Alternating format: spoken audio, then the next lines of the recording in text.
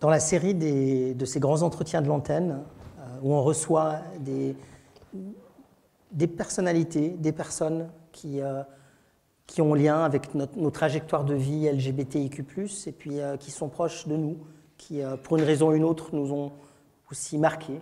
Et Alexandre, on s'est connus il y a un peu plus de 2 ans. On reviendra après un peu sur notre rencontre. Mais ça fait un peu plus de 2 ans qu'on chemine main dans la main, avec moi, avec l'antenne. Et ça faisait sens aujourd'hui de pouvoir te recevoir dans le cadre de ces entretiens. Et lorsqu'on s'est vu, toi et moi, pour préparer cet entretien, j'ai vraiment imaginé ce sentier. Je me suis vu, toi et moi, marchant main dans la main sur ce sentier arc-en-ciel d'une identité restaurée. Et puis je me suis imaginé de proposer cette découverte de ton histoire en résonance avec ton identité sur 4 tableaux, chronologiques et thématiques. Le premier, ça va être la période de l'enfance et de tes études. Le deuxième, la famille et le coming in, je l'ai appelé. Le troisième, Jolien, l'homme public. Et le quatrième, le coming out, ou comme on l'appellera, le saut dans la vérité. Alors si ça te va, Alex, je te propose qu'on commence avec le début et avec cette première étape de l'enfance et de tes études. Tu nais à Sierre en 1975. Ton père est chauffeur poids lourd, ta mère est sommelière. Lorsque tu es encore dans le ventre de ta mère, ton cordon ombilical s'enroule autour de ton cou, s'ensuit une infirmité motrice cérébrale. De 3 à 20 ans, tu vis dans une institution spécialisée pour personnes handicapées. Est-ce que tu peux nous en dire un peu plus sur le contexte familial dans lequel tu as grandi et sur ces premières années à l'Institut ? Oui, tout d'abord, merci pour votre accueil. Merci à toutes et à tous. Et à ceux qui nous, celles et ceux qui nous suivent sur Zoom, je suis très touché. Il y a ma fille parmi nous, donc je ne peux pas trop dire de conneries, parce qu'elle sait qui c'est le gaillard qu'elle a en face d'elle. Et justement, peut-être que tu vas apprendre des choses sur ton papa ce soir, notamment sur la période de l'Institut. J'aime pas revenir là-dessus, pourtant c'est ce qui m'a fécondé ces 17 ans avec des personnes lourdement handicapées et presque le paradis et l'enfer sur Terre en même temps. Le paradis, c'est parce qu'il y avait une solidarité totale. Je n'ai jamais vu en 17 ans de jalousie, de mesquinerie. Et puis l'enfer, c'était le manque d'affection, c'était l'incompréhension, le tragique de l'existence.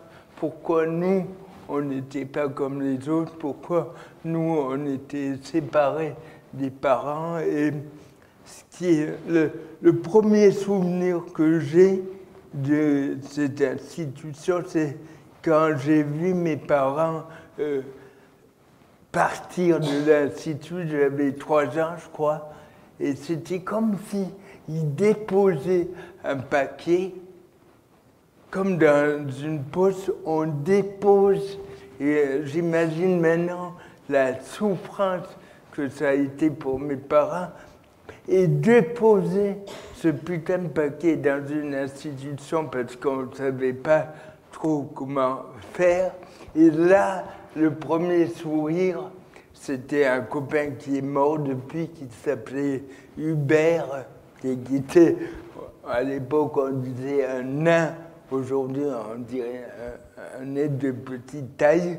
Pour moi, j'ai toujours un nain, parce que j'ai appris ce mot comme ça. Et peut-être c'était le premier truc que j'ai appris en philosophie, le tragique de l'existence et la solidarité de ce Hubert qui était là et qui souriait. Et j'imagine qu'on a joué direct après. Donc pour moi, l'Institut, Nietzsche dit que la souffrance et le bonheur sont comme deux frères jumeaux et on aimerait que l'un grandisse et l'autre pas. Eh bien, l'institution, c'était ça.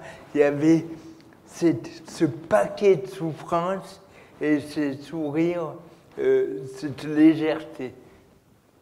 Et en même temps, l'Institut, on était dans un institut catholique qui avait une éducation extrêmement stricte par rapport aux questions de sexualité, qui assimilait la chair au péché, qui condamnait aussi tout apprentissage de la sexualité. Et dans ce contexte-là, comment est-ce que toi, tu as pu imaginer et te développer dans ce rapport à cette sexualité? Ben, les philosophes grecs, ils disaient qu'on est des progressants. Et à l'Institut, très vite, j'ai remarqué que si on n'inscrivait pas sa vie dans une dynamique, dans un progrès, c'était catastrophique. Et chaque jour, dès très vite, j'ai essayé, mais pas par vertu pour sauver ma peau, de progresser dans nos relations à l'autre, c'est-à-dire être solidaire le plus possible, dans l'intériorité, connaissance de soi, la Socrate et machin. Et puis le troisième, c'est par la force des choses de progresser. Donc la sexualité, elle n'avait pas trop sa place, on n'en parlait pas du tout même, et c'est peut-être en sortant de l'Institut que j'ai appris qu'elle était présente. Et c'est peut-être ce qui m'a choqué le plus, c'est qu'on en parlait tellement peu à l'Institut, et quand je suis sorti de là, je me suis ramassé cette réalité dans la figure et j'ai mis longtemps à comprendre. Que je comprends toujours pas d'ailleurs, mais le fait qu'on était des êtres d'affection, ça m'a... Il y avait l'intuition, mais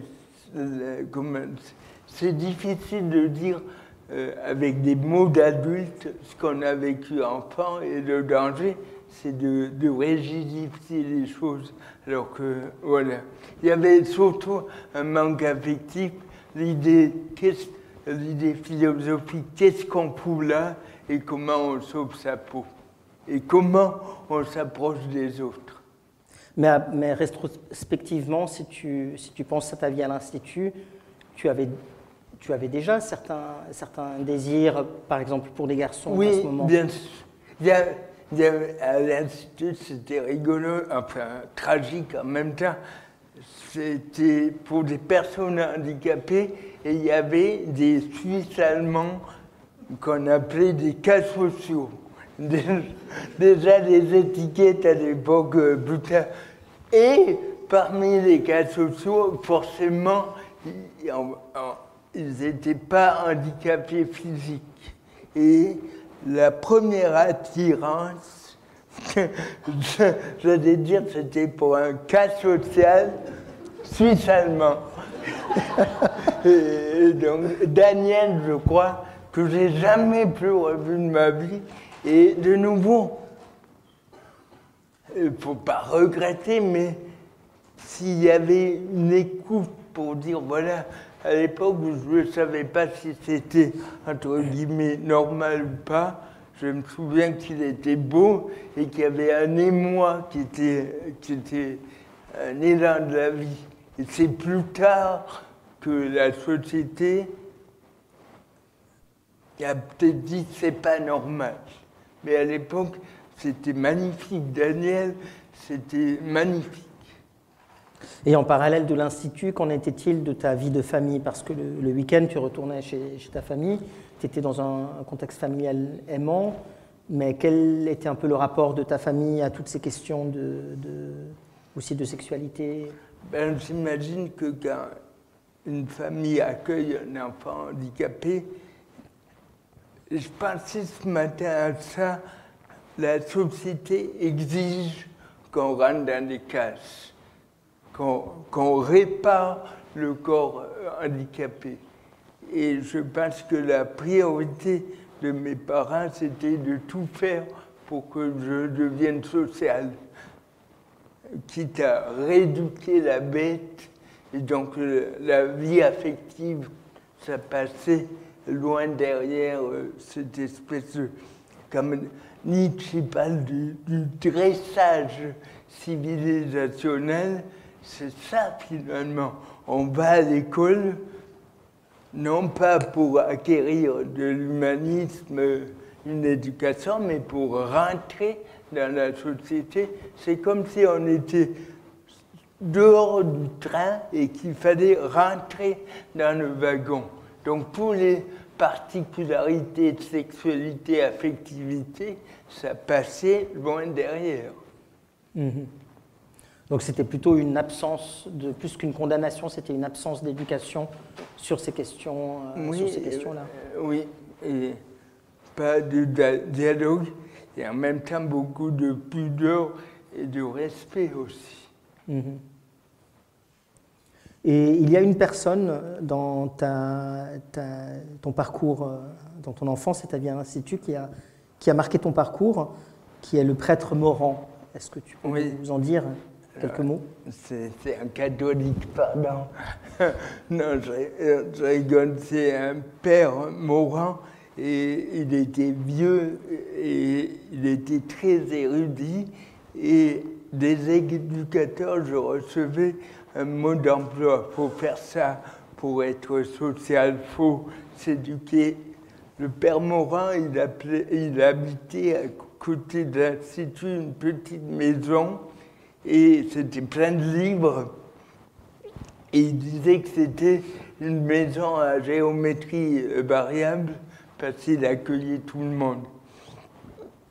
Et pour moi, c'est la première fois que je voyais quelqu'un qui vivait ce qu'il disait. Autrement dit, il était sage, il y avait une bonté, il y avait une générosité, il y avait une érudition. Et je voulais être comme le père Morand. Oui, c'était mon idole de ma jeunesse. Et en même temps, quand tu m'as parlé du père Morand, tu m'as aussi dit « Je voulais être comme lui », car il incarnait le fait d'avoir réussi à être quelqu'un d'admirable sans avoir de sexualité. Oui, la figure du prêtre, c'est-à-dire qui n'a pas de vie sexuelle. À l'époque, il y avait ça, enfin, on pourrait rentrer, mais il avait réglé la question en se castrant spirituellement, on pourrait dire ça. Enfin, c'est une lecture un peu biaisée, mais je pense qu'il y avait ça, il ne s'emmerde pas de l'affectivité, de la passion et des pulsions, il règle le problème. Mais en même temps, je crois que c'était sincère dans son cas. Oui. Et puis après l'Institut, tu effectues une école de commerce, après tu pars à Fribourg, tu décroches une licence en lettres, puis un master en philosophie. Et puis à l'université, tu réalises que la norme, c'est d'être hétéro, et qu'il faut vivre en conformité. Et à ce moment, tu t'es senti isolé dans ce désir pour les hommes, ou comment est-ce que tu as vécu cette étape? Alors, j'ai mis longtemps à savoir que ce qui m'arrivait, c'était de l'homosexualité. Et ça, c'est vraiment très important à la fois, il ne faut pas se réfugier dans des étiquettes, mais à la fois, s'il y avait quelqu'un qui m'avait dit c'est naturel et beau et bon ce que tu ressens, ma vie aurait été différente. Mais à l'université, ce qui m'avait choqué, c'est quand on faisait des soirées, les filles, elles embrassaient sur les joues tous les garçons, sauf moi. Et je me considérais à l'époque, oui, ça n'a pas beaucoup changé, comme répugnant du fait que les filles ne m'embrassaient pas. Et Là, on fait la psychanalyse, mais allons-y. Et en même temps, il y avait un amour pour les corps des garçons, mais beaucoup plus que ça pour la tendresse masculine, oui. Et une vie clandestine, je me rappelle, j'allais à Berne acheter des magazines érotiques gays, je revenais, je regardais ça quelques jours et j'allais sur un pont et je jetais ces magazines sur la voie ferrée comme pour dire désormais il ne faut plus avoir ce genre d'idées et c'était très violent pour moi. Cette répression intérieure venue d'où je ne sais d'où qui était de la maltraitance. C'est de la maltraitance. De se haïr à ce point, de réprimer un désir comme ça, c'est vraiment une torture mentale. Je souhaite à personne. Justement, pour moi, la spiritualité, c'est l'accueil. C'est pas le combat, c'est pas la lutte, c'est l'accueil, comme dit Nietzsche, le dire oui. Donc il y avait déjà beaucoup de culpabilité à ce moment, oui, par rapport à je m'appelle tous les 1er janvier, je me disais je ne serai plus homosexuel. Et ça durait jusqu'au 3 janvier, maximum, grand max. Mais en voilà. Et plus tard, je pense que ça imprime un rapport au corps et à la vie qui est de l'ordre de la répression. Si on nie cet amour primordial, comment aimer la vie plus tard? Ça nous fait arriver à la deuxième partie, qui est justement la période du coming in, de cette prise de conscience peut-être de ton homosexualité, et aussi la vie de famille, parce que la famille c'est important. Ça l'a été, puis ça l'est toujours très important aujourd'hui. Oui. D'ailleurs, merci à Victorine d'être là ce soir. Et en 2001, tu finis tes études, tu pars à Dublin avec Erasmus pour étudier le grec ancien. Et là, tu rencontres Corinne, aussi valaisanne, avec qui tu te maries. Et voilà, c'est une des rencontres sur le sentier de ta vie qui t'aura marqué. Oui, et c'est l'apprentissage, et encore aujourd'hui, de l'amour inconditionnel, parce que ma femme a marié une personne handicapée, homosexuelle, c'est pas très conventionnel, et pourtant, et pas pourtant d'ailleurs, c'est l'amour inconditionnel. Et je pense beaucoup à ce que dit Spinoza sur liberté et nécessité. Souvent, ma femme me dit que si j'avais eu le courage à l'époque de vivre mon homosexualité, je ne serais pas marié, je n'aurais pas eu 3 enfants. Et on peut dire que c'est d'une part une détermination sociale, mais pas que. Précisément, des fois, c'est quand on n'est pas libre de choisir un truc, ou plutôt qu'on est plein d'influences, qu'on peut être pleinement libre. Autrement dit, il y a plein de critères qui m'ont amené au mariage, qui ne sont pas de l'ordre du choix total, et pourtant, c'est là-dedans que je me suis totalement senti libre et je me ressens libre aujourd'hui. Mais ce qui vous a aussi, qui a été tellement précieux dans ta relation avec Corinne dès le début, et que je trouve admirable, c'est cette parfaite transparence. Parce que dès le début, justement, tu lui dis que tu es attiré par les hommes, elle l'accepte.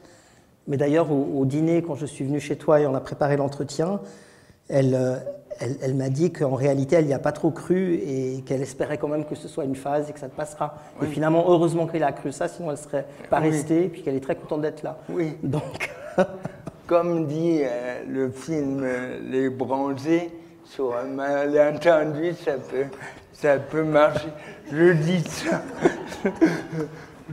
ça parce que, comment dire, des fois on voudrait que notre amour soit total, pur, sans illusion, et c'est peut-être au cœur de l'illusion qu'on peut être libre.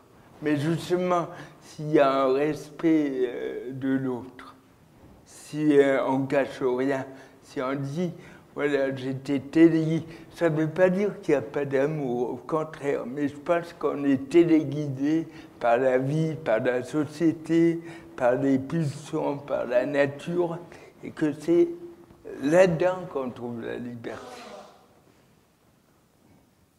Et que dire je te marie ou je me marie avec toi parce que j'ai fait un tableau Excel et que j'ai pondéré tous les... ça serait de l'aliénation. Parce que dans l'amour, on est emporté par quelque chose qui nous dépasse et qui est magnifique. Et puis après, donc, tu te maries, tu rentres en Suisse, vous avez 3 enfants qui sont maintenant adolescents. Et puis il y a eu une autre étape qui a été importante, qui a été la Corée. En 2013, tu pars avec la famille pendant 3 ans pour poursuivre un parcours de méditation avec un jésuite. Oui, et là aussi, peut-être qu'il y a plusieurs couches. Il y a le niveau spirituel, c'est aller en Corée pour approfondir la connaissance du zen et des évangiles. Mais si on va peut-être plus profond, il y a peut-être l'idée qu'à coup de méditation, on va guérir l'attirance et on va rentrer dans le droit chemin. Et la spiritualité, c'est tout le contraire d'aller contre soi. Et la Corée, pour moi, c'était l'épreuve de la grande pacification. C'est-à-dire la spiritualité n'est pas une lutte, mais, comme dirait Nietzsche, la grande santé, c'est accueillir,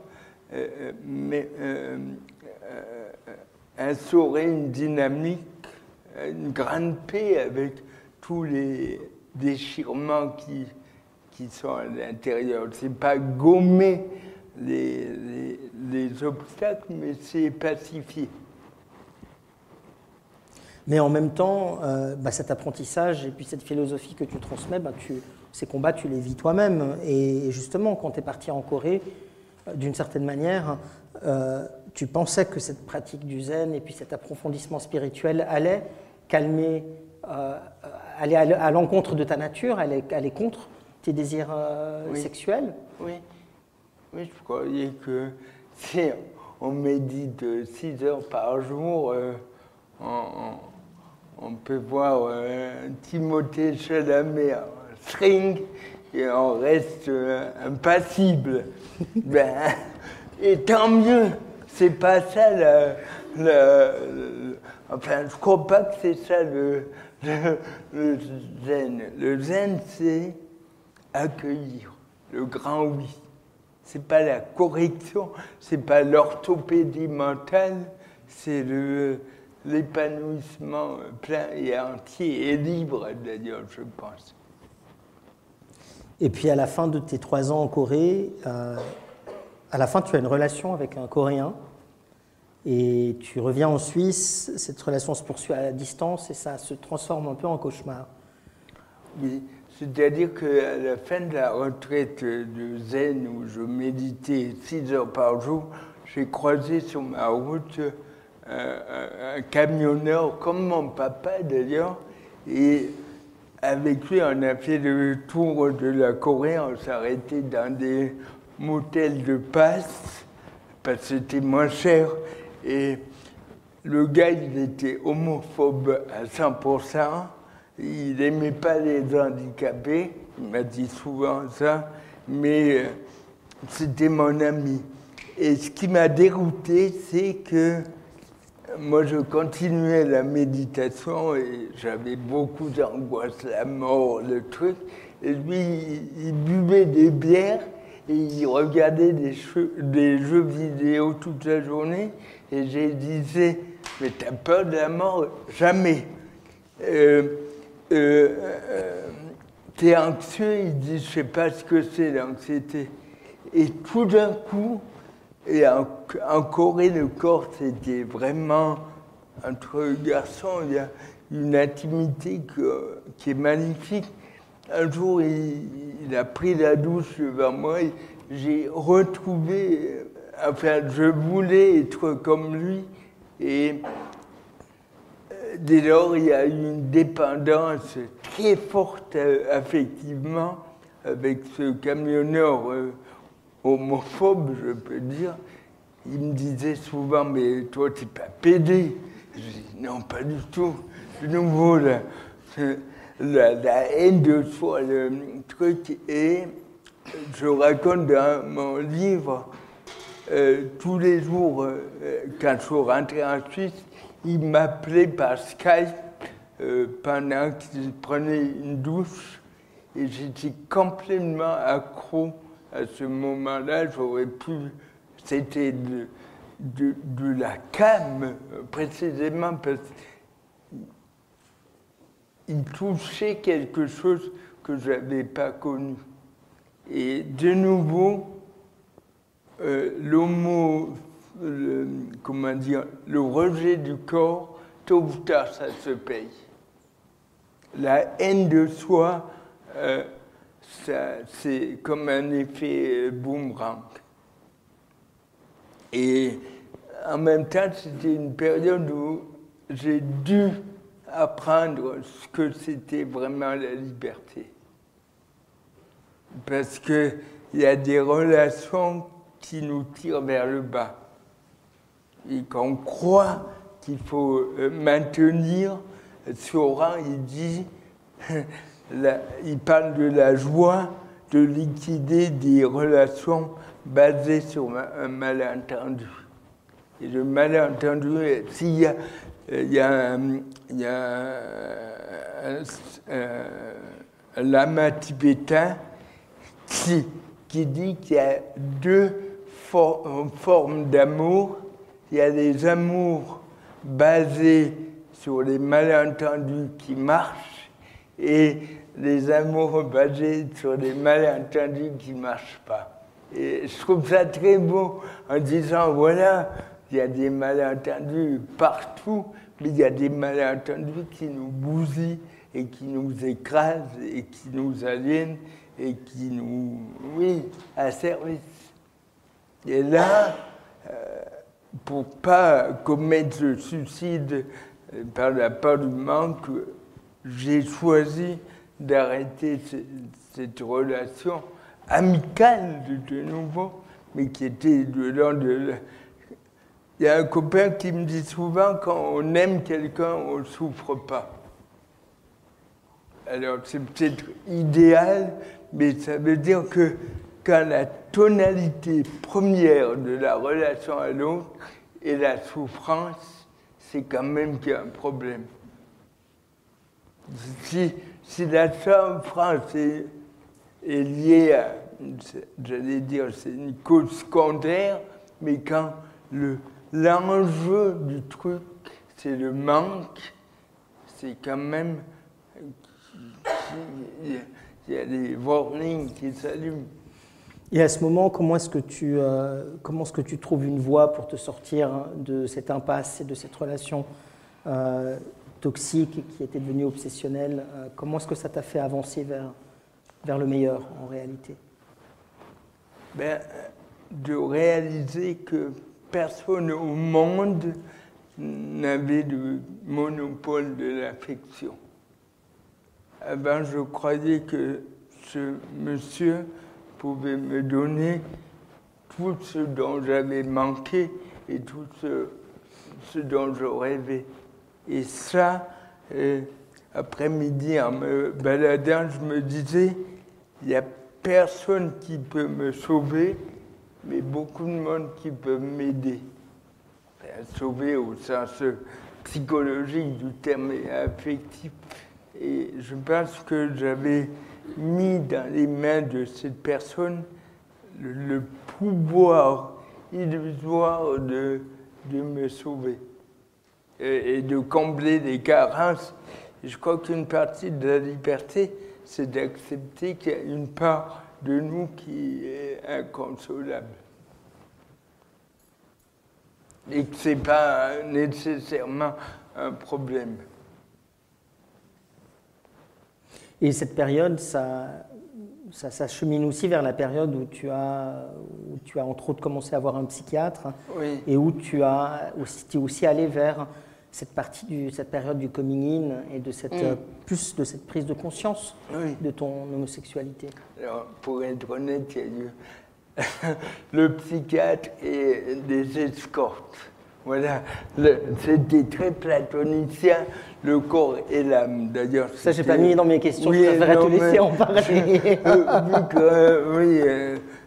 Et de nouveau, c'est un copain qui m'a dit, et je l'en remercie du fond du cœur, et d'ailleurs, avec la bienveillance de ma femme, si ça doit se concrétiser par une rencontre, il ne faut pas hésiter. Et ça, je pense, c'est ce qui m'a sauvé vraiment la vie. Ça, c'est pas une invitation à aller voir un escorte, mais c'est dire, se demander à chaque instant quel est le chemin qui me libère vraiment.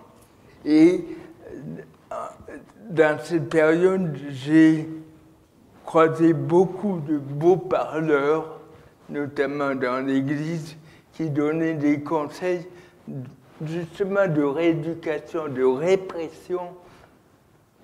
Et cette voie, dans mon cas, aurait pu, je l'ai dit, conduire au suicide.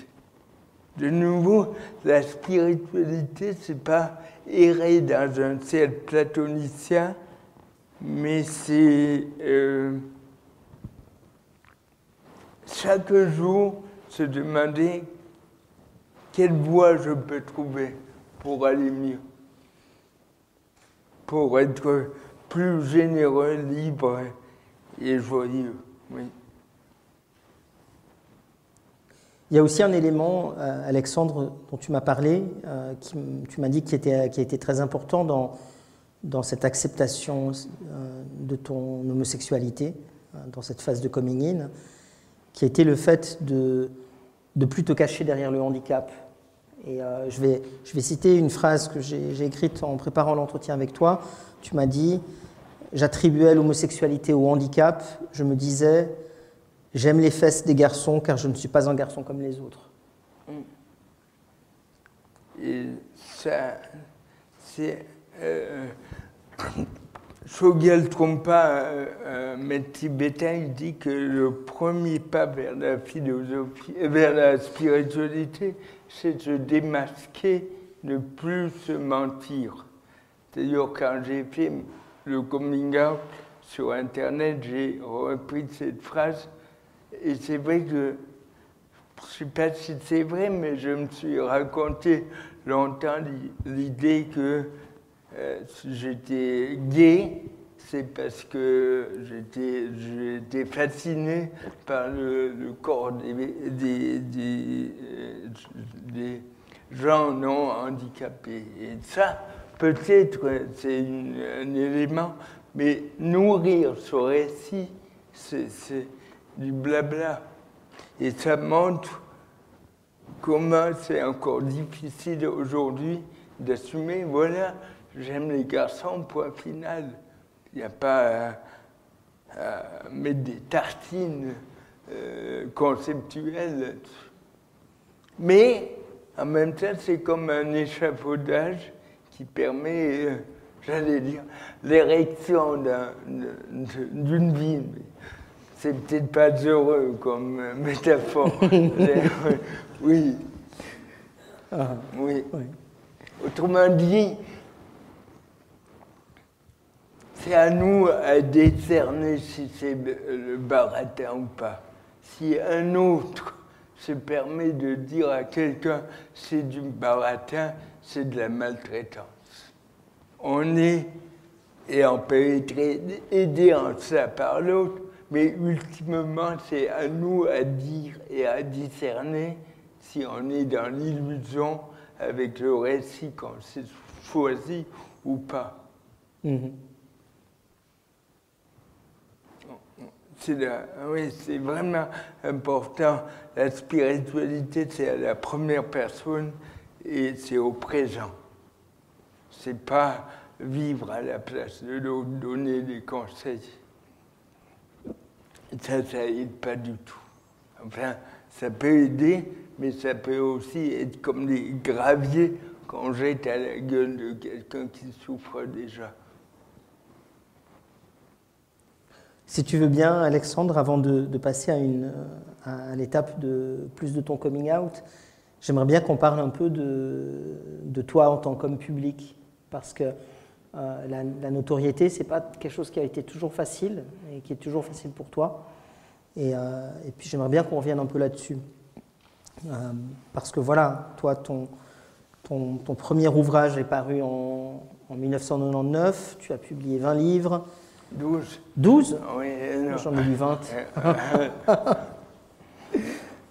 Et puis, tu as reçu de nombreux prix. Tu as entre autres été décoré par le titre de Chevalier des Arts et des Lettres par le ministère français de la Culture. Donc voilà, ta carrière, elle est admirable pour beaucoup de gens. Et beaucoup de gens se disent, ben voilà, comment est-ce qu'il en est arrivé là, Alexandre ? Et puis toi, tu m'as dit que, en fait, ton handicap avait en réalité été un des principaux moteurs de ta réussite. Et je vais te citer à nouveau. L'autre jour, tu m'as dit « Je me suis dit qu'en étant un super intello, brillant et admiré, ça allait faire oublier l'infirmité et me guérir du handicap. » C'est très violent. On n'a pas le droit d'être qui on est. C'est-à-dire, à la fois, il y a les deux, nécessité et liberté, Spinoza, c'est-à-dire, j'ai peut-être été vers la culture pour compenser le fait d'être handicapé, mais à la fois, c'était un désir profond et qui m'a j'arrive jamais à passer une journée sans faire de la philosophie, apprendre des trucs. Mais on n'a pas le droit d'être banal quand on a un handicapé. Ça, c'est terrible. On n'a pas le droit de se plaindre. Et la société, aujourd'hui, quand on est dans une file à la micro et qu'on a plus de peine, on nous somme d'aller plus vite. Et toujours cette logique de compensation. Tu n'as pas le droit d'être pédé. J'aime bien le mot pédé parce qu'il est violent et ça montre tout ce qu'on s'est pris dans la gueule. D'ailleurs, j'ai vu un film avec DiCaprio hier et le mot, l'insulte qui revenait souvent, c'était pédé. C'est horrible quand on pense. Et donc, pas le droit d'être une personne handicapée, toujours cette logique de compensation. Et on peut, comme dirait Sartre, choisir des personnages à disposition pour se réfugier derrière ça et dire voilà, je prends la panoplie de l'intellectuel parce que ça va dévier le regard du corps et ça va compenser. Alors que, de nouveau, la spiritualité, c'est une voie d'authenticité. Et si on en revient à cette notoriété, tu m'as aussi dit que pour toi, elle a été en quelque sorte une prison et que tu t'es beaucoup senti emprisonné dans un rôle social qui peut-être a été aussi a rendu plus difficile cette affirmation et acceptation de l'homosexualité. Moi, ça me pose souvent la question qui nous aime vraiment pour qui on est. Ça, je pense, c'est une question qu'on se pose tous. Qui nous aime vraiment, j'allais dire à poil, sans rôle, sans le vernis. Et je crois que, entre guillemets, la notoriété, ça vient rien combler. Au contraire, je pense que ça accentue le manque. Parce que j'ai un copain qui s'est suicidé, il avait des problèmes de drogue, il s'est donné la mort quand il allait mieux. Et ça m'a beaucoup fait réfléchir. Et je pense qu'il y a un moment donné dans la vie où on se rend compte qu'il y a un vide qui ne peut pas être comblé. Et là, c'est une épreuve cruelle. Donc, extérieurement, tout peut aller bien et voire mieux.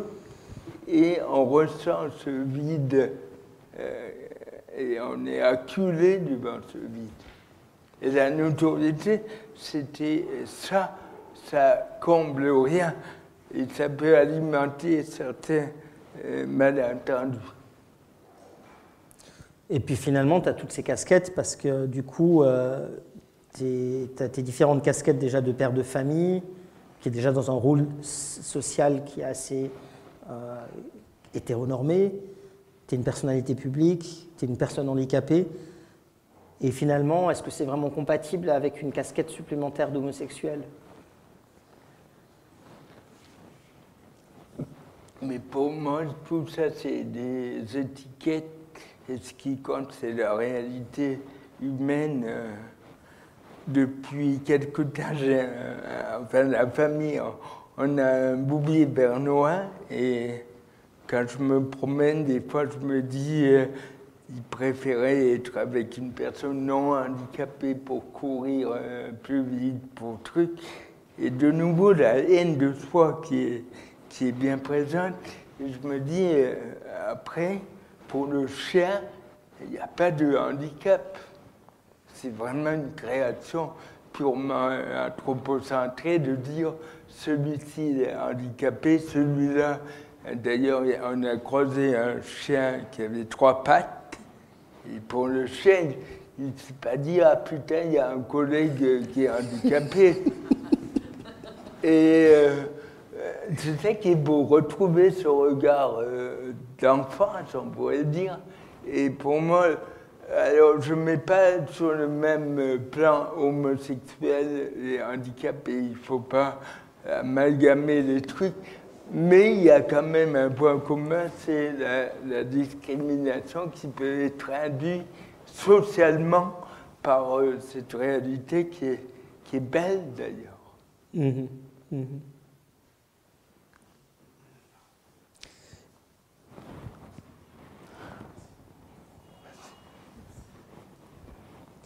Et si on en revient un peu à ta carrière et à ta vie publique, il y a une amitié, une personne qui a particulièrement marqué cette partie de ta vie, c'est Bernard Campan, avec qui tu as partagé l'affiche du film presque. Oui, alors ça c'est un ami dans le bien, comme dit la tradition zen, c'est vraiment un ami qui est là quand ça va pas bien, et c'est une amitié qui s'inscrit dans le progrès. Quand je suis sorti de l'Institut, j'étais un peu, pas naïf, mais j'avais pas beaucoup d'expérience. Et sous le regard bienveillant de Bernard, vraiment, le rapport au corps était très important. Avec Bernard, pas de honte d'être... entre copains, ça m'a beaucoup aidé. C'est ce qui me manquait le plus, l'amitié comme ça, oui. Et qui est au-delà des étiquettes. Mmh, mmh. Et puis, il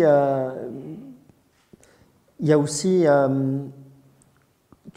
même si tu n'avais pas encore, à cette époque, enfin dans tes livres, tu n'avais pas encore fait ton coming out, en réalité, dans La sagesse espiègle, en 2019, tu parles de cyberpornographie et de ton désir pour les hommes. Mais à ce moment-là, tu le fais un peu sous le couvert du handicap. C'est pas vraiment un coming out dans le sens libératoire du terme.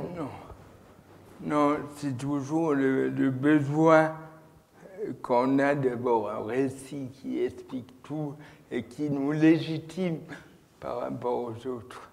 Il n'y a pas besoin de légitimer son désir et son être. Ouais. Et aussi la volonté de montrer que la spiritualité, c'est avec un corps, avec des pulsions, avec un être, alors qu'on ne parle pas beaucoup dans la philosophie de la spiritualité du manque affectif, de la comparaison, des blessures, du manque.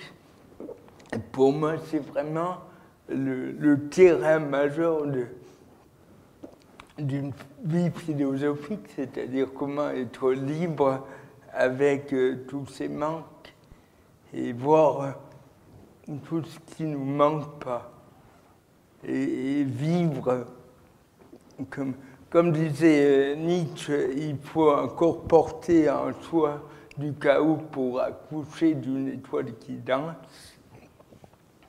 Ben, c'est le bordel dans la vie, mais il n'y a pas de problème. Il y a une beauté à avancer dans ce chaos, et on m'a trop appris que le chaos était quelque chose à éviter, à fuir, alors que la vie a un certain chaos. On va mourir, on souffre, il y a une solitude, mais dans ce chaos, il y a des étoiles qui dansent. Et pour moi, l'amitié, c'est aider l'autre à voir des étoiles dans le chaos. Ce n'est pas des blabla friends qui donnent des conseils, mais c'est être là. D'ailleurs, tu as été dans le chaos, Adrien, et je te remercie, et vraiment soutenir. Et c'est ça l'amitié spirituelle pour moi. Ce n'est pas des blabla, des genuflexions, c'est être là, montrer que l'autre peut flotter dans le chaos. Et être là. Alors que quand on souffre, il y a beaucoup d'amis qui détalent, qui partent, et pas par méchanceté, mais par peur. Rester là dans le chaos. Et voir que le chaos ne tue pas, qui est très douloureux, mais qui ne tue pas. Et puis, Alexandre, on arrive un peu à la dernière partie de cet échange, qui est donc ce que j'ai appelé ton saut dans la vérité, ou le coming out. Je l'ai appelé le saut dans la vérité parce que c'est comme ça que tu l'as un peu nommé dans les remerciements de ton dernier livre. Alors, on va en parler.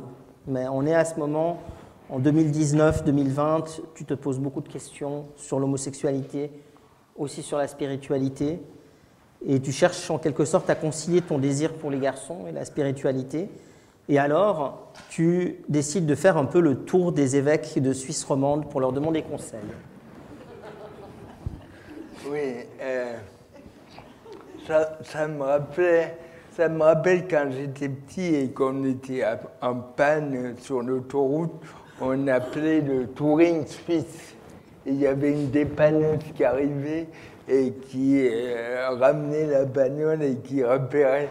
Et je t'ai appelé Adrien, et grâce à Thomas Romer, et ça faut vraiment dire que ça sauve des vies, parce que c'est vrai que...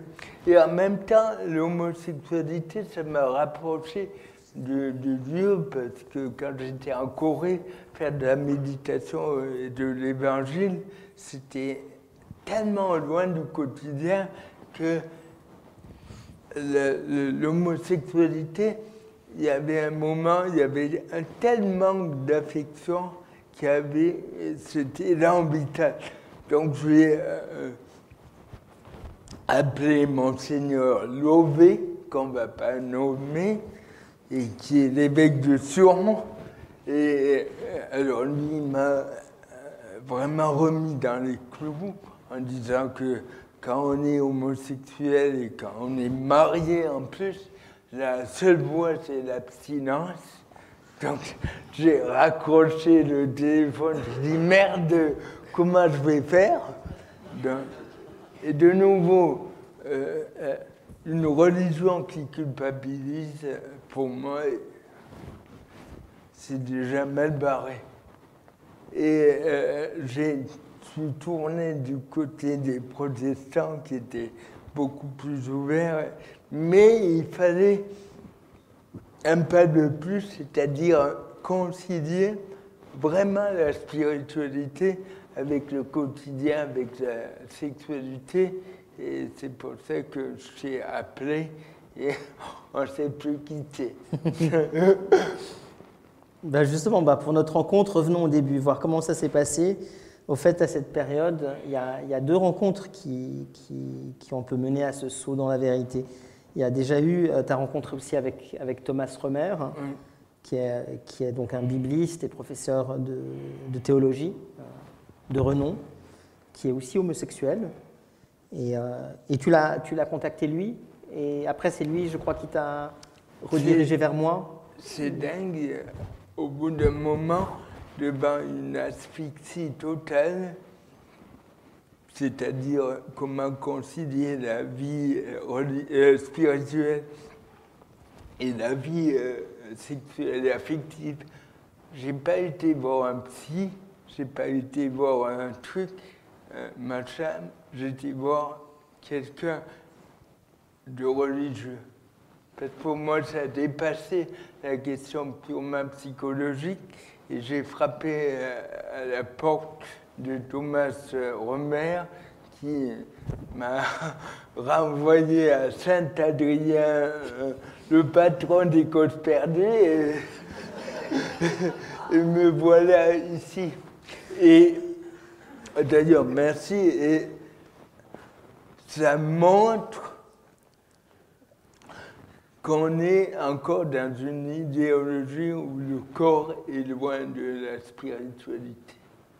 C'est comme si, d'un côté, il y avait la voie pure de la religion et de l'autre, il y avait... Mais ça, heureusement, il y a des chemins qui se créent. Mais pour moi, la sexualité m'a rapproché de Dieu. C'est une évidence. C'est d'ailleurs à travers Maître Eckhart, notamment, qui est au-delà de tout dogmatisme, c'est-à-dire on ne peut pas dire oui à la vie, au monde, à Dieu, si on dit non de tout son être à un désir homosexuel. Et la voix de beaucoup de clercs nous invite à dire non. Et puis, il y a ce moment, Alexandre, où tu fais officiellement ton coming out. On est en pleine pandémie. Nous, on avait donc échangé, on s'était écrit quelques fois, on avait parlé.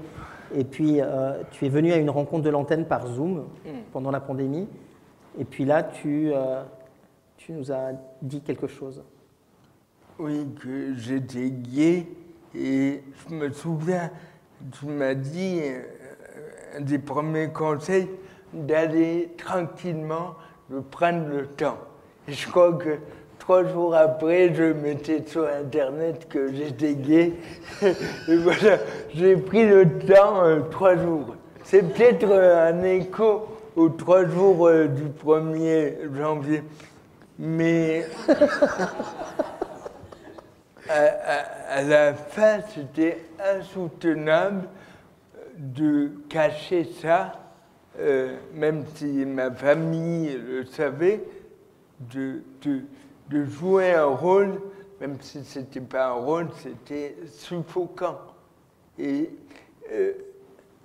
ce qui était dur dans le coming out, c'est que je me figurais qu'après le coming out, il y aurait plein de soutiens qui émergent de toutes parts. Il n'y en a pas eu. La bonne nouvelle, c'est qu'il n'y a pas eu de rejet. Il n'y a eu aucun rejet, aucune critique, mais il n'y a pas eu l'élan. J'imaginais que toute la communauté LGBT allait sonner à la porte et me faire des gros câlins. Ça, j'attends toujours. Et c'est peut-être ça, peut-être aussi qu'il faut dire, il y a le coming out et il y a le service après-vente. J'allais dire, le coming out, c'est le début et c'est pas l'aboutissement ultime. Et ce qui est beau dans la scène, c'est qui on appelle quand on va pas bien. Et vraiment, si on pouvait inviter ce soir à créer des solidarités concrètes pour accompagner la personne dans le saut dans la vérité, ça ne veut pas dire qu'on ment avant, ni après, ni pendant, mais dans ce saut dans la confiance. Voilà, aujourd'hui, je dirais plutôt saut dans la confiance que dans la vérité, parce qu'il ne faudrait pas dire que celui qui n'a pas fait de coming out est dans le mensonge, ça serait stigmatisé. Chacun choisit ou fait avec la réalité dans laquelle il croit. Il y a aussi une chose, Alexandre, qui m'a beaucoup touché par rapport à ton coming out, a été de voir, tu me l'avais déjà dit, mais tu as voulu me présenter ta famille, donc j'ai rencontré la famille dont Victorine qui est là, on a passé un moment ensemble, et c'était de voir comme vous êtes resté une famille unie, aimante, où la parole est totalement libérée, et aussi sur les questions d'homosexualité. Et comment est-ce que ta famille a vécu et cheminé avec toi dans ce coming out?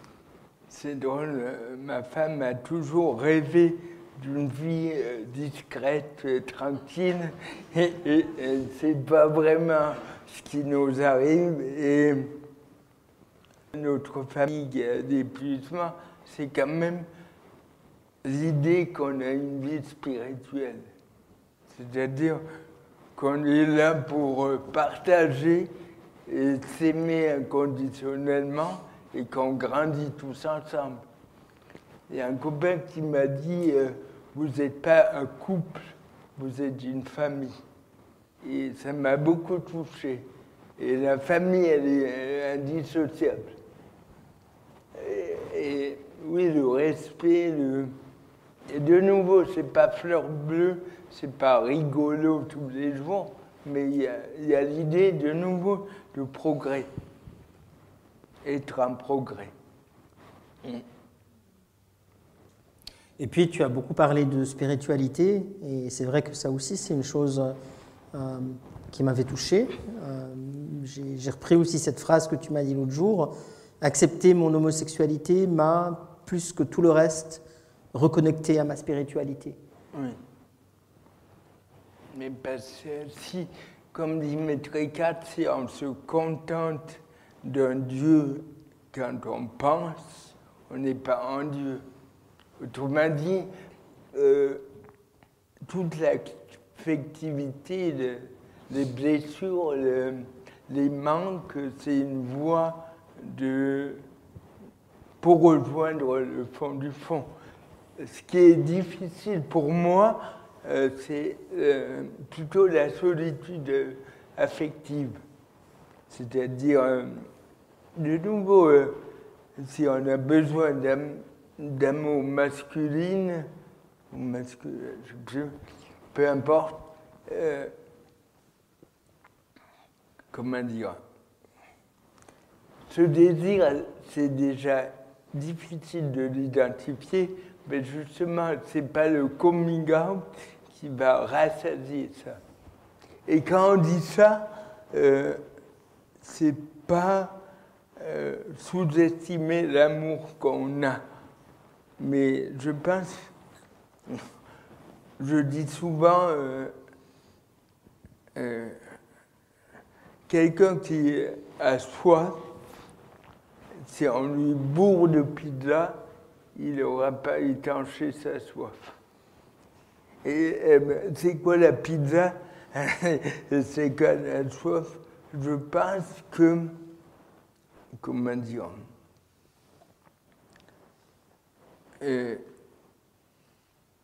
l'amour masculin qu'on n'a pas eu, on peut le rechercher toute sa vie. Et de nouveau, accueillir tout ce qui arrive. Oui. Et puis si, pour clore ce moment, tu avais un mot, un conseil pour celles et ceux qui sont aussi en chemin, autant dans leur quête identitaire que spirituelle, tu leur dirais quoi? Ben, venir appeler Adrien et aussi le prendre dans les bras, parce que j'ai l'impression que tu donnes beaucoup et peut-être il y a une injustice dans le monde, c'est, je pense que ceux qui donnent beaucoup, ils ne reçoivent pas nécessairement sur le même plan, en tout cas, ceux qui donnent. Donc, appelez Adrien et l'antenne pour être éclairé et soutenu, et puis inviter Adrien pour donner de l'affection. Voilà. Bon, moi, j'aimerais bien que tu me prennes dans tes bras, d'ailleurs. Merci.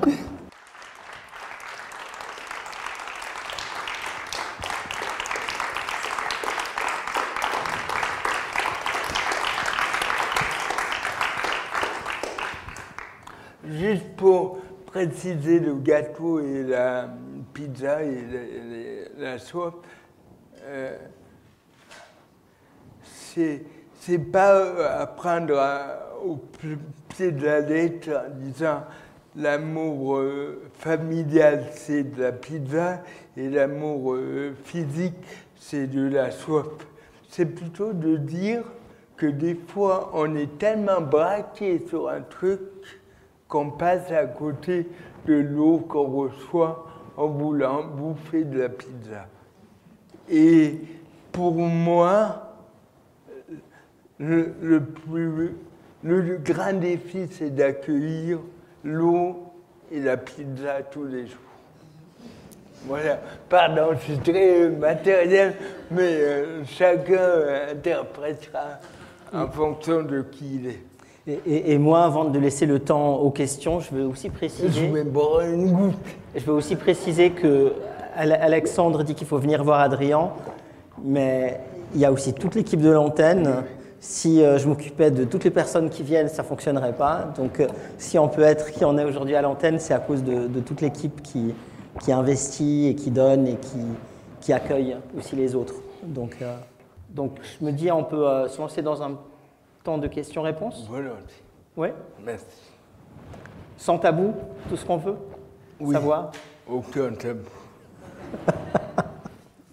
Alors, je crois qu'il y a un micro qui est... Ouais. C'est bon, oui. Donc déjà, merci pour ce partage que je trouve... voilà, on s'en fout comment je le trouve, c'est juste que merci pour ce partage. Moi, ce que je voulais savoir, et une question qui m'intriguait, c'est quand tu disais que pendant une période, tu as caché ton homosexualité derrière ton handicap. Je voulais savoir qu'est-ce qui a été le déclencheur ou qu'est-ce qui a été quels ont été les éléments qui t'ont permis d'aller au-delà de cette pensée et de ce mécanisme un petit peu, de ce mécanisme en tout cas, de pensée qui s'est installé chez toi. Merci.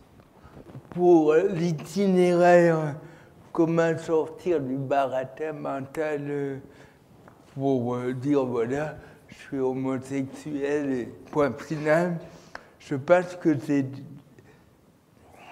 d'être accueilli par des autres personnes qui vivent l'homosexualité et de voir qu'il n'y a pas de problème.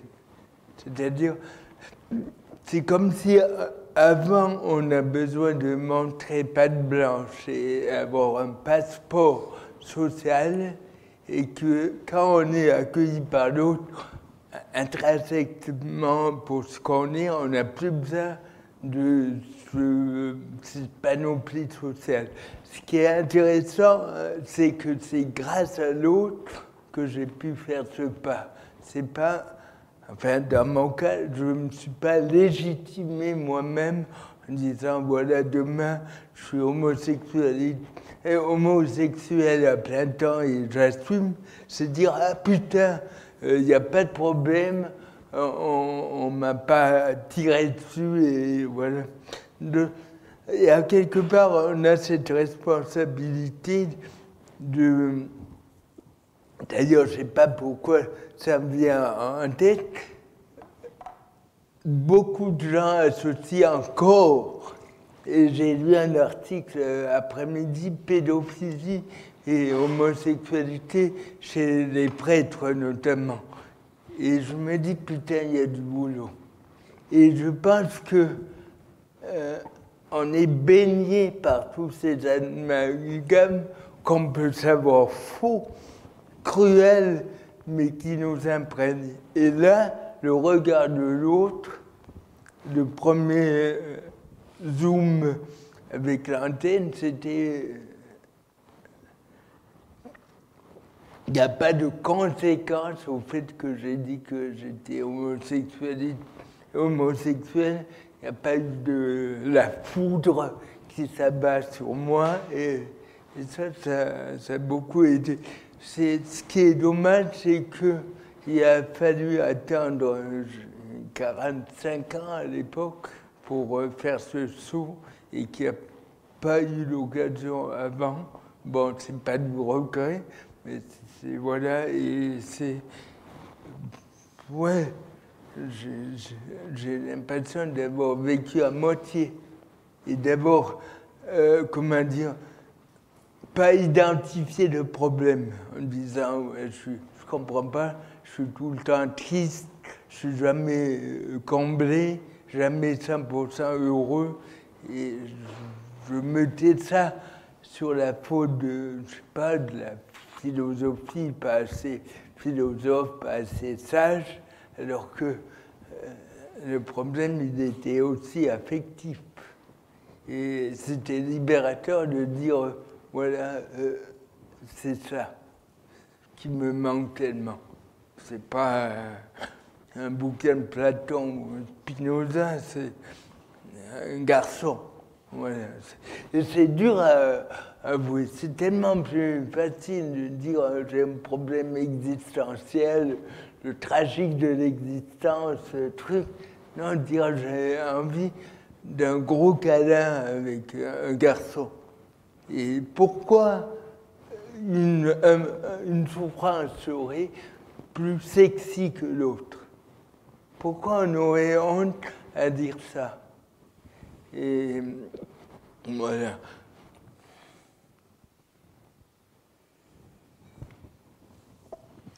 Merci. Moi, j'avais deux questions assez brèves. La première, dans ton parcours, vu que tu as eu en tout cas une femme dans ta vie, avant de faire ton coming out, est-ce qu'il y a eu des moments où tu disais que, tu te demandais où tu étais peut-être bi? Tu te demandais quoi, pardon? Est-ce qu'il y a eu des moments dans ton parcours avant ton coming out où tu t'es demandé que peut-être tu aimais aussi les femmes, donc peut-être que tu étais bi? Là, c'est hyper personnel. Comment dire? J'aimerais pas, en disant aujourd'hui, c'est quoi l'échelle de quoi?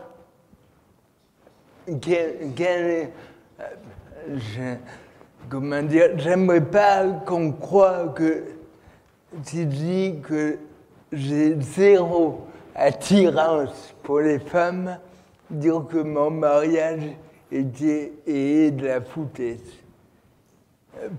Pour moi, c'est ça qui me restera à dire. Moi, je ne m'estime pas bi du tout. Zéro. Sauf, je sais pas, mais ça ne veut pas dire que avec ma femme, c'était du mensonge. Au contraire. Et c'est ça qui est dur aujourd'hui, c'est d'affirmer pleinement. Je ne crois pas qu'on puisse être plus gay que moi. Là, c'est prétentieux, mais voilà. Mais en même temps, l'amour que j'ai pour ma femme est plein et entier, et il n'y a pas l'ombre d'un doute. Mais il y a aussi l'aspect revendiqué d'être gay. Quand on a caché ça toute sa vie, il y a un moment où dire « je suis gay », c'est presque une fierté. Enfin, c'est une fierté. Autant le handicap, c'est pas une fierté, autant dire je suis gay, pour moi, c'est pas rien que la sexualité, c'est un rapport au monde, c'est une attitude, un stimon, comme dirait Heidegger, et c'est pas rien que être attiré par Timothée Chalamet, mais c'est plus vaste. Ouais. Ok. Bon, excuse-moi, en fait, je me suis peut-être mal exprimée. Je ne mettais pas du tout ton mariage en cause. J'ai des amis qui sont mariés et qui aiment leur partenaire tout en étant homosexuels, hommes ou femmes. La deuxième question, c'était... bon, tu n'es pas obligé de répondre. Lorsque tu as fait ton coming out, est-ce qu'à ce moment-là... comment te sentais-tu, en fait? Étais-tu plutôt en mode il faut vraiment maintenant que je m'épanouisse et puis que j'y aille à fond et puis que j'assume ça à fond, ou plutôt sereinement et puis quelque chose plutôt sur le pas à pas? Il voulait aller à fond parce qu'il fallait le freiner.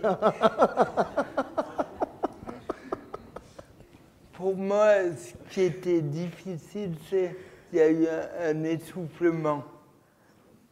Pour moi, le coming out, c'était le début, pas la fin, mais j'ai pas été porté par beaucoup de monde. Et c'était ça le plus dur quand je disais avant le service après-vente. Moi, je m'attendais à trouver des frères et des sœurs du jour au lendemain, dire j'ai une nouvelle famille LGBT immense, et il n'y a pas eu ça. Et ça, c'était le plus dur pour moi d'assumer que c'est un processus réel, concret, avec des êtres en chair et en os. J'adhère pas à un parti politique, clac, où il y a... mais c'était ça le plus dur.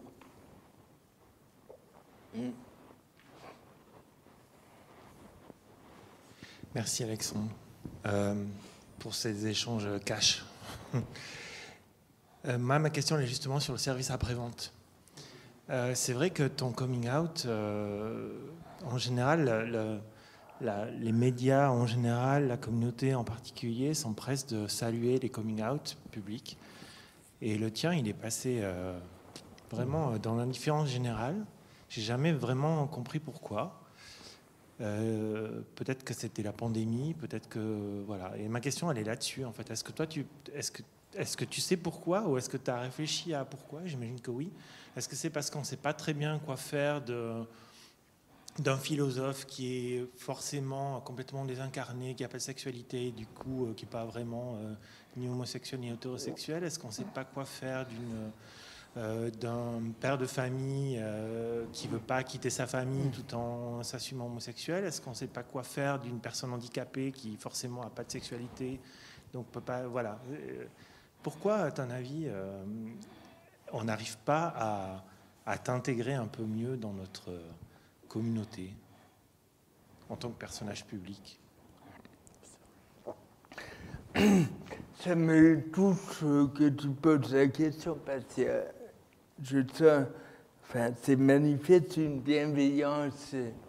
Tu as vu la solitude qu'il y avait derrière. Je dis ce truc pour pas caricaturer, justement, mais c'est vrai que quand on est une personne handicapée et qu'on, pardon, Victorine, quand on va dans une sauna gay à Londres, on voit qu'on est handicapé. Et peut-être plus qu'ailleurs. Et c'est douloureux de dire ça aujourd'hui. J'aimerais dire autre chose qu'une intégration, que le truc, on est... Mais je pense que le handicap, c'est un handicap. Et d'ailleurs, tant mieux de réaliser ça. Et j'aimerais bien aborder cette question, mais le plus sans pas se dire ça, c'est pas stigmatiser la communauté. D'ailleurs, parler de communauté, c'est peut-être déjà stigmatisant. Et on voit que tous les mots sont piégés. Et ça me rappelle une mère de famille d'un enfant handicapé m'avait écrit en disant « Vous ne pouvez pas parler des handicapés, des personnes handicapées, parce que vous n'êtes plus handicapé, vous êtes socialement intégré. » Et j'ai toujours eu l'impression d'avoir le cul entre deux chaises. C'est-à-dire, quand je promenais mon chien après-midi, on m'a demandé si c'était bien moi qui avais un chien. Sous-entendu, un handicapé comme toi, il ne peut pas avoir un clébard. C'est pas normal.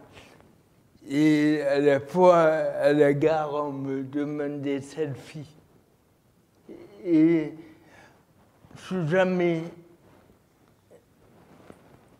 intégré comme je suis. Sauf dans ma famille. Et plus on parle du handicap, je ne sais pas qui... je ne sais pas faire l'amour avec une personne handicapée.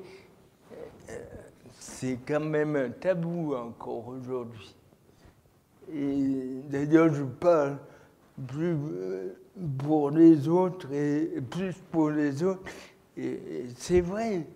Et c'est pour ça qu'il ne faut pas prendre et ça, tu mets en perspective une grande douleur. C'est-à-dire, aujourd'hui, quand quelqu'un va mal, on l'invite à l'autogestion. C'est-à-dire, médite un bon coup, prie, alors que c'est un problème sociétal. Le handicap, c'est un problème de regard. Et même dans une sauna gay, et surtout là, à Londres, je sens que je suis handicapé plus qu'ailleurs.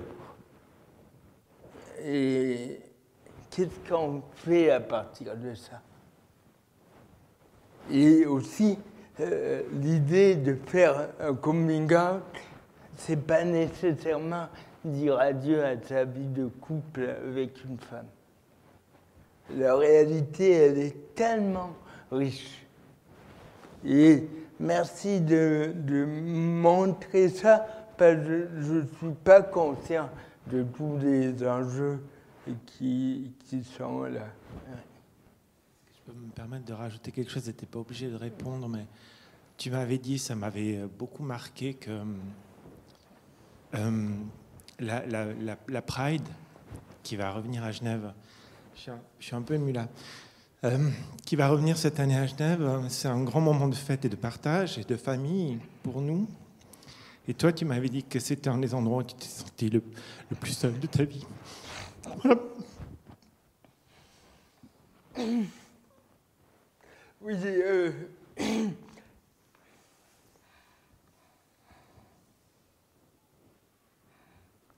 comment dire?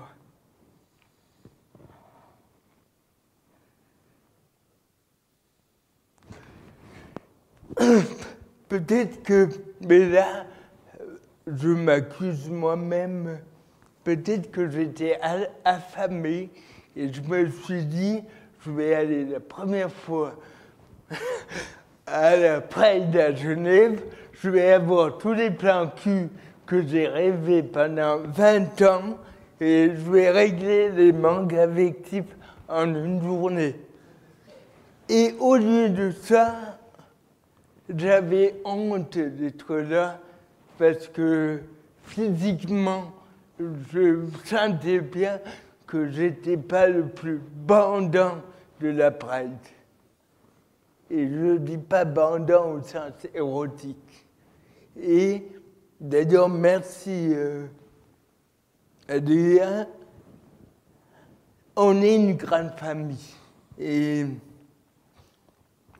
comment dire? Et en même temps, c'est beau, parce que l'amour inconditionnel, c'est aimer l'autre. J'étais étonné l'autre jour, j'ai vu un autiste qui parlait, qui n'était pas intégré dans sa classe. Et il a dit, il faut comprendre que les autres, ils sont différents de nous et qu'ils ne nous acceptent pas comme on est. Autrement dit, au lieu de blâmer l'autre, c'est ça le con qui ne m'accepte pas dans leur classe, ils comprenaient que l'autre n'était pas comme lui. J'ai trouvé ça magnifique. Autrement dit, désamorcer la stigmatisation qui dit « je me sens victime, les autres sont des connards ». Dire comment créer des ponts et la personne handicapée, elle révèle peut-être ça. C'est-à-dire, elle fait peur. On a vu quelqu'un récemment qui avait le cancer. Elle disait que la première réaction de beaucoup de gens, c'était « youpi, je ne suis pas comme elle ». Je suis en bonne santé. Et deuxième réaction, je suis coupable de ressentir ça, donc je lui donne des conseils en disant « mais c'est pas grave, tu vas t'en sortir ». Et je crois que ce qui serait magnifique, c'est de rassembler les singularités. C'est dire le combat pour les personnes handicapées, c'est le même que pour le combat des personnes LGBTQ+. C'est-à-dire lutter pour une minorité, c'est lutter pour chaque être humain. Et c'est pas bande à part. Mais on va se rattraper à la prochaine Pride. Lausanne, oui. Ça, à Genève, à on a une Genève, Pride, pardon. première semaine de juin. Oui. Tu viens? Oui, bien sûr.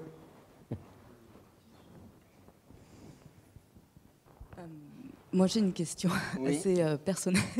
Donc, Je m'en doutais. voilà. Donc, si tu veux, je la pose après. Mais tu n'es pas obligé de répondre.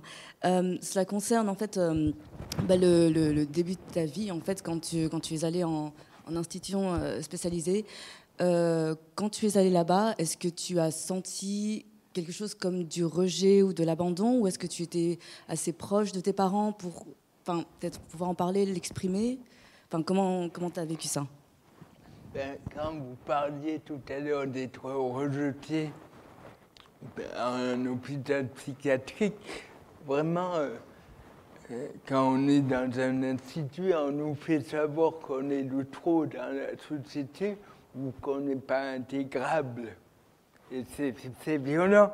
Et je crois qu'on porte avec soi, peut-être toute sa vie, cette idée qu'on est à mettre de côté.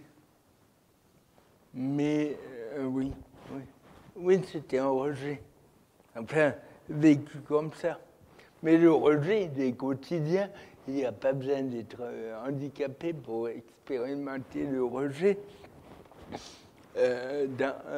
Où on est accueilli tel qu'on est, sans jouer un rôle. Moi, je croyais franchement que dans un sauna gay à Londres, à cul nu, il n'y avait pas besoin de jouer un rôle. Et c'est là que j'ai vu que c'était indélébile, le rejet de la stigmatisation. Et, comment dire, en même temps, c'est beau de vivre ça, parce qu'après, on cherche différemment. On attend moins peut-être, mais ça ne veut pas dire qu'on s'ampute des attentes, mais on s'ouvre à quelque chose d'autre. Mais le rejet, il est... Qui peut se lever le matin sans jouer un rôle et être accueilli la journée?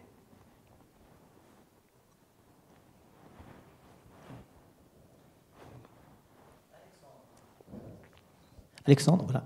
Quel est le sentiment qui a été le plus dur pour toi? Est-ce que c'est le rejet, la honte, le regard des autres ou quelque chose d'autre?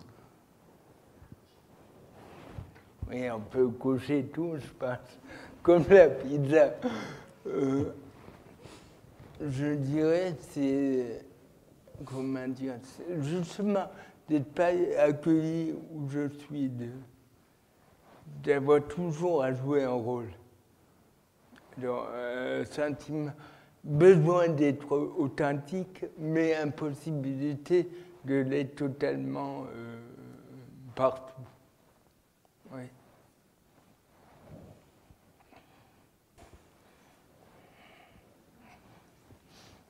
C'est pour ça que de plus en plus, je crois que le combat de ma vie, c'est pas spirituel, enfin si, mais c'est pas purement spirituel, médité dans un coin, mais comme disait Hannah Arendt, c'est la vie active qui est la vie philosophique, c'est-à-dire le champ politique, le débat, même si j'ai tellement souffert de la vie publique que j'aimerais me retirer à promener un boubi bernois et à savourer les pizzas et l'eau fraîche en famille.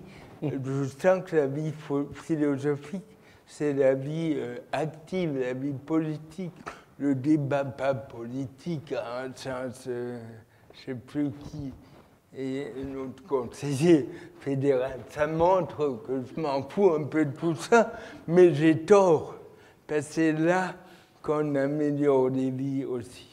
Ce n'est pas purement dans la méditation, dans l'invitation à l'autogestion, mais c'est dans le débat public et le progrès collectif. Oui. Bonsoir et merci pour votre témoignage. On ressent énormément de vérité quand vous parlez, c'est très très puissant, c'est très fort. Et cette vérité, elle dérange, enfin, je pense que oui, elle nous bouscule. Et pour revenir à ce que vous disiez tout à l'heure sur le fait que vous avez posté une vidéo pour dire que vous étiez homosexuel et que derrière, il y a eu peu de réactions. Moi, quand j'ai entendu parler de ce témoignage que vous faisiez vraiment pour tout le monde, je me suis dit, attendons de voir. J'essaie d'être honnête aussi avec, comme vous l'êtes. Je me suis dit, attendons de voir, est-ce que c'est pas un coup? Yvan Corré, ah bon, maintenant, il s'essaye à l'homosexualité. Et je regrette d'avoir pensé ça, bien sûr, mais je me dis que ces non-réactions qu'il y a eu après... alors après, j'ai réfléchi, finalement, pourquoi j'avais pensé ça. Quand je dis après j'ai réfléchi ce soir en réalité, et je me dis c'est sans doute par rapport au rôle de philosophe, de personne publique, que j'ai eu ce réflexe absurde en fait de penser ça.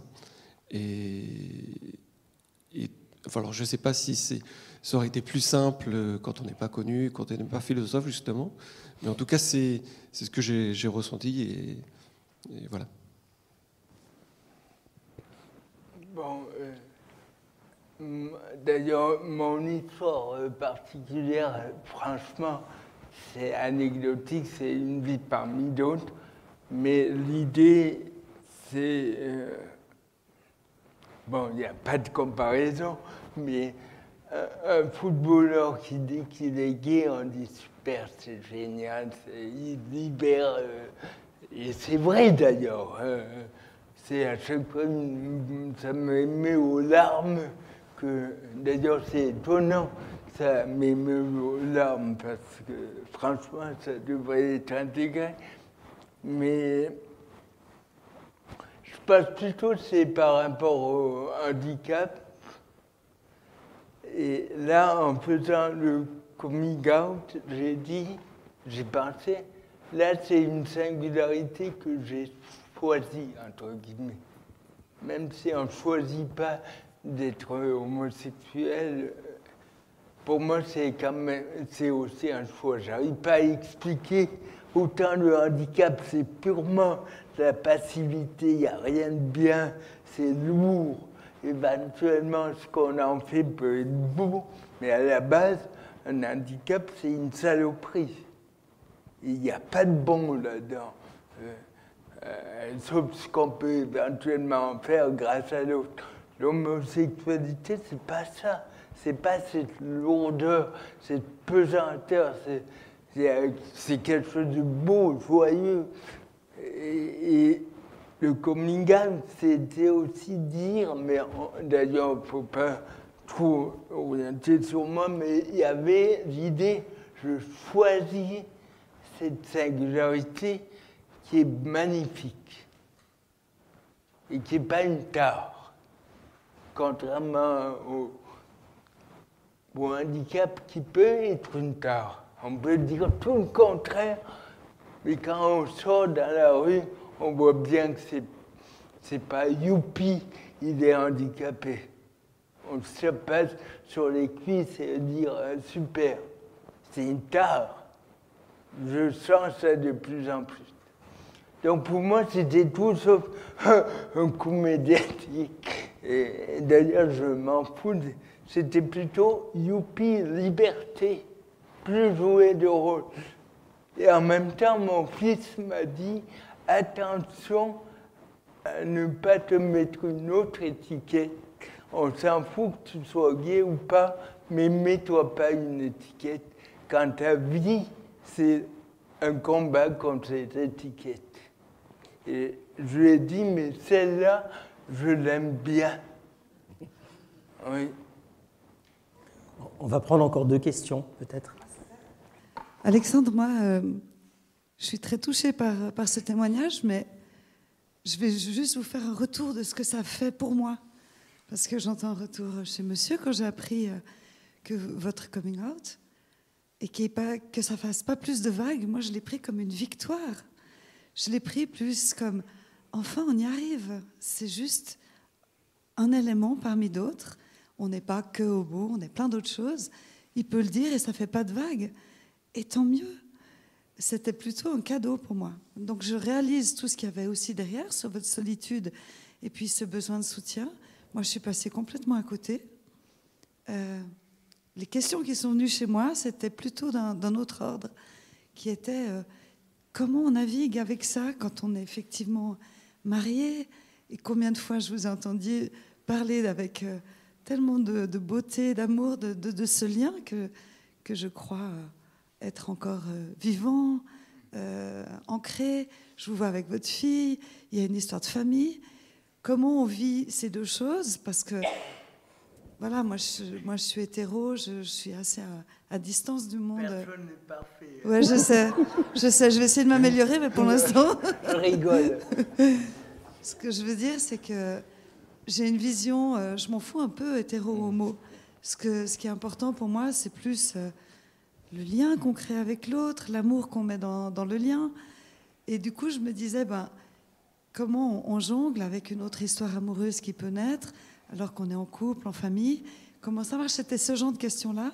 Mais en tout cas pas, ah mon Dieu, il est homo. C'est vrai que je me suis posé la question, comment ça va être accueilli par les milieux d'église? Parce que là, je connais un peu mieux la question et je vois à quel point il y a encore un gros boulot à faire, mais je vois aussi tout ce qui existe déjà. Donc voilà, je voulais juste vous dire que le silence ou peut-être la non-réaction, c'est pas ça peut être un cadeau en fait. Voilà. la non-réaction était douloureuse en tant qu'elle renvoyait à une solitude. C'est pas socialement tant mieux qu'on fasse silence, mais si ça renvoie, voilà, on est gay, mais séparé du reste, parce que on a, je sais pas, X raisons, c'est ça qui peut être douloureux. Je crois qu'on a une... Et le coming out, pour moi, c'était pas dire youpi, mais c'est dire voilà, c'est la réalité, point.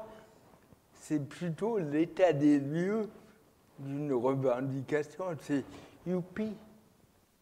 Ouais. Je crois qu'on a une question sur Zoom. Ah, pardon. Oui. Alors, je la lis, c'est de S.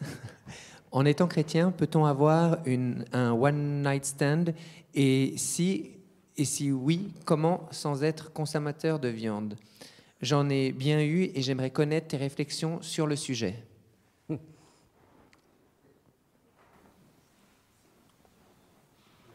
Alors, déjà, si on est chrétien, ça veut dire quoi être chrétien? Kierkegaard, il dit « Je ne suis pas chrétien. Seul le Christ est chrétien. » Autrement dit, il n'y a pas de posture. Si on est chrétien, il y a ça. Ce n'est pas un syllogisme, mais c'est une expérience de chaque vie, finalement.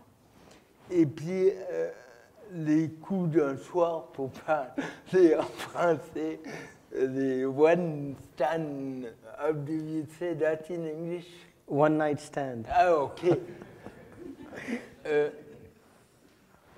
C'est pas forcément consommer de la viande. Moi, j'ai souvent eu l'impression que dans l'acte charnel, on cherchait plus la mort de l'ego que l'orgasme. C'est difficile à expliquer, mais pour moi, faire l'amour avec quelqu'un, c'est oublier l'ego. C'est dans le don total. Et le plan cul, comme dit légèrement, j'allais dire, pour moi, ça peut être le lieu d'un don total.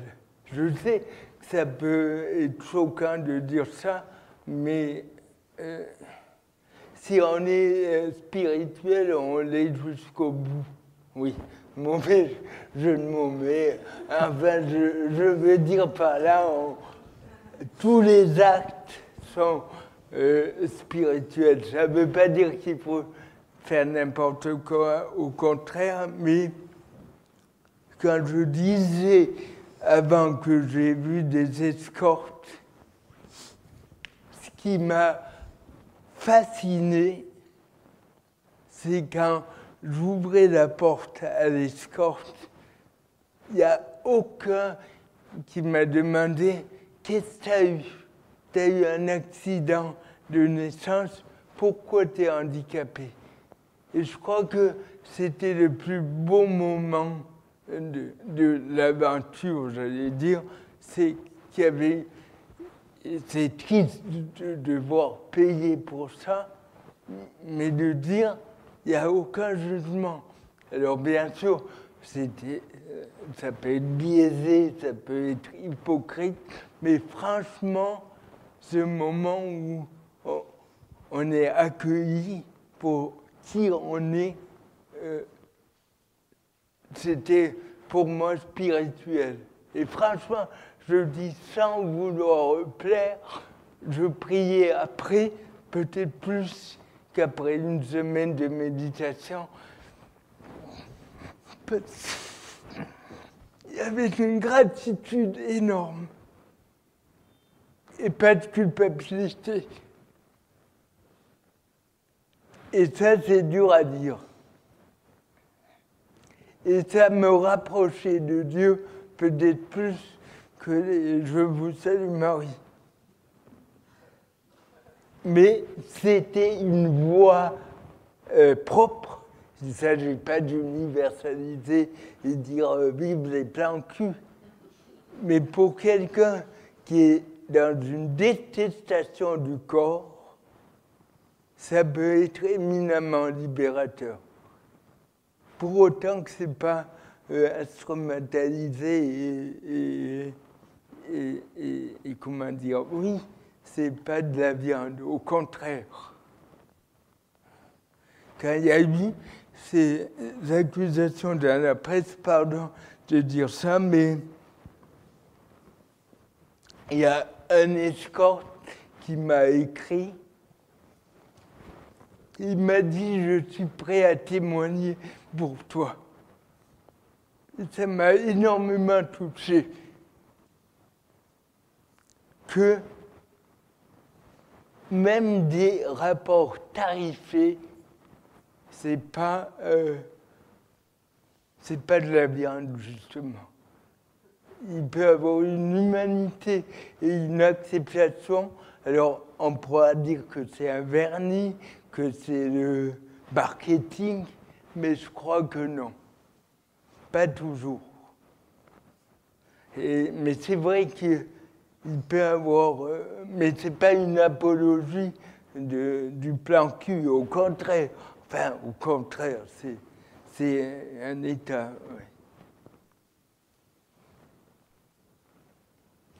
C'est une boussole intérieure à écouter.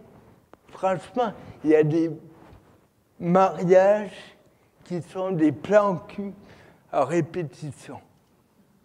Et je dis ça sans... pourquoi on condamne certains et on légalise l'autre, qui sont dedans de l'instrumentalisation totale. Mais justement, chacun peut écouter la boussole intérieure et voir à quel moment on est dans ce que vous dites, considérer l'autre comme de la viande. Mais ceci dit, le mariage, c'est super. Merci Alex. Je pense qu'on peut t'applaudir.